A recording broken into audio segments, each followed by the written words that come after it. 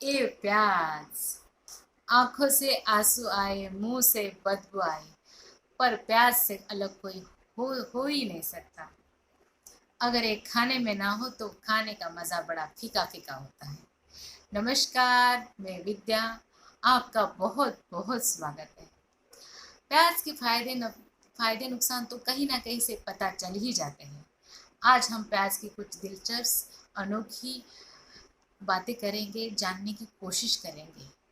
ये प्याज दुनिया भर में फैला हुआ है, दुनिया भर में इसका अस्तित्व है।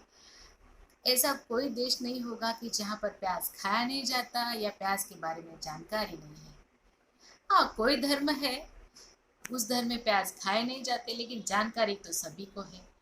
खोजकर्ताओं की यह मान्यता है कि ये प्याज सेंट्रल एशिया में पाया गया। सेंट्रल एशिया में कई सारे देश आते हैं, कजाकिस्तान से लेकर अफगानिस्तान और उसके आजू बाजू के सारे देश। ये प्याज इतना प्राचीन है कि पूरे 5,500 साल पहले इसकी खेती की शुरुआत हुई थी।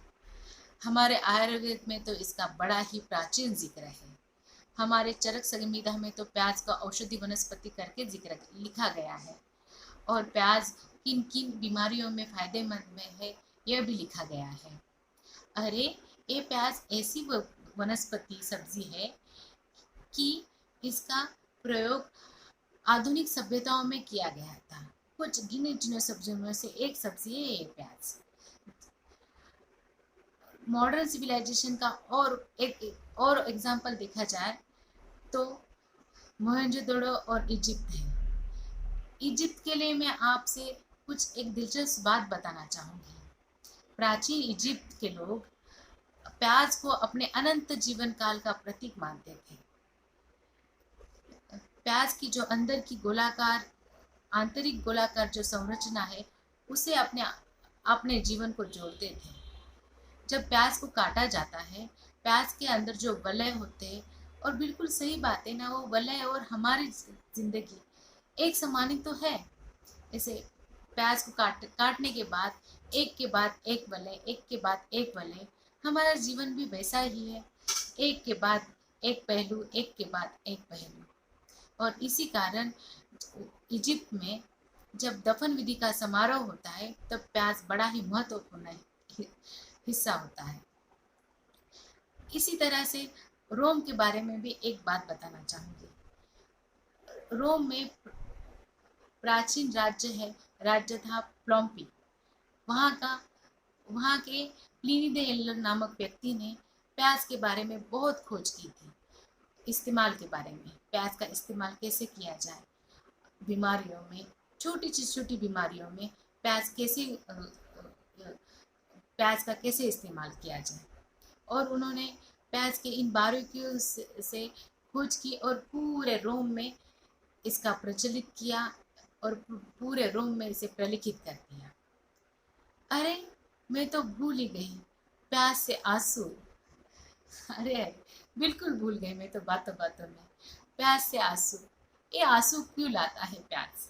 जब काटने पर, जब हम प्याज को काटते हैं, तब प्याज की कोशिका टूटती है, और कोशिकाओं से केमिकल रिएक्शंस होते हैं, और उनमें से गैस निकलती है।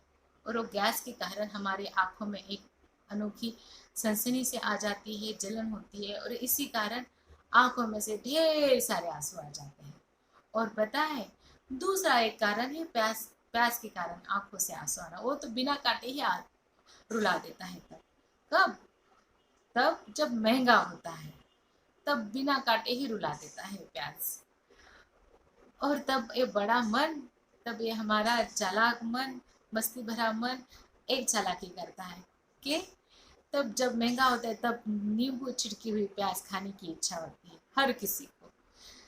नींबू छिड़की हुई प्याज भेल के साथ, चाट के साथ, किसी के साथ भी खाओ, बड़ा ही मजा आता है। और एक हिंदुस्तान में प्याज खाने की एक पद्धति है, बहुत ही लाजवाब है। एक मुक्का मार के प्याज को तोड़ा जाता है। वो चाहे फिर पंजाब का मुक्का हो या महाराष्ट्र का, मुक्का मार के प्याज, तोड़ी हुई प्याज खाने का मजा ही कुछ और होता है।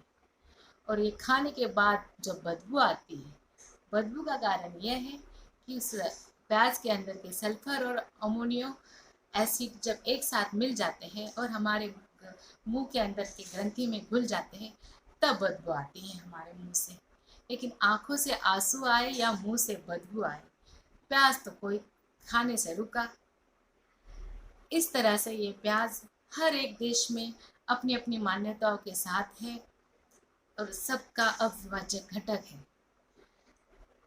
इस प्याज के बारे में और इसके कंटेंट के बारे में थोड़ी जानने की कोशिश करेंगे कि इसके अंदर इसके और ये प्याज कंटेंट के बारे में जानने की कोशिश करेंगे।